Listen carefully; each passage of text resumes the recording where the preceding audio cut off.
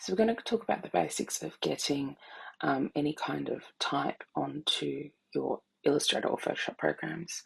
Let's just say I want to get this one. I found it on DaFont.com. So I am going to download. You can see it pop up and it's downloaded. I'm just going to open it up from my downloads. It's in a zip file, so you just got to unzip it. So open up the window.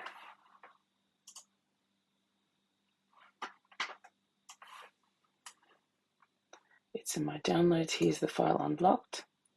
So with the text file, it's just an information about the type that you've downloaded. So maybe copyright, or most of the things on the font is free, but maybe if someone wants you to give a donation if you are using it for a commercial purpose, so something that you are getting money for it, then they might need you to pay. Otherwise, it's free to use. And when you've opened the folder, with a Mac, you can usually just double click it. I don't have this saved as my default, so I need to open with an font book.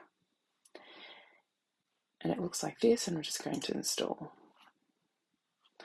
And this is my font book, and this will come up on Illustrator, Photoshop, and all Adobe programs.